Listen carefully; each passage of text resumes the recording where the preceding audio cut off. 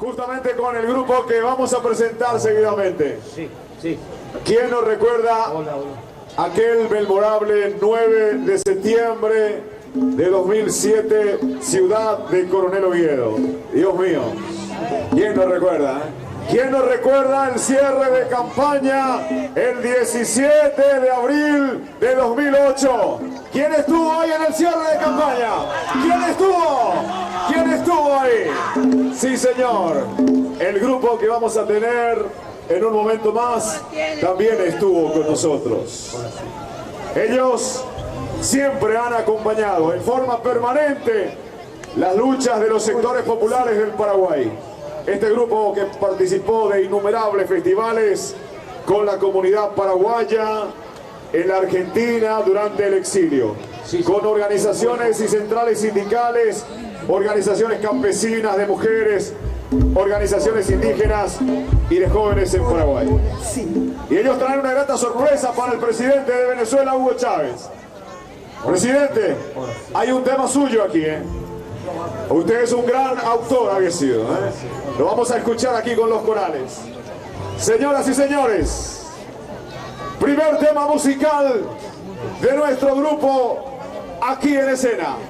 Los corales y este tema que dice Dayaguavillanes.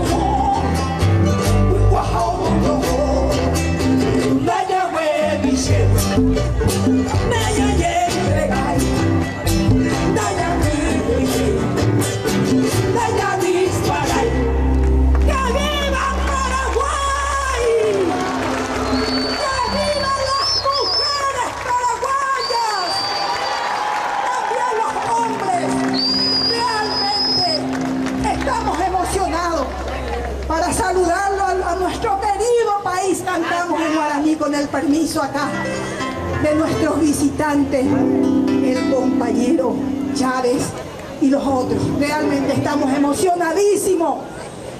Siempre pensamos llegar a esto y por fin llegamos.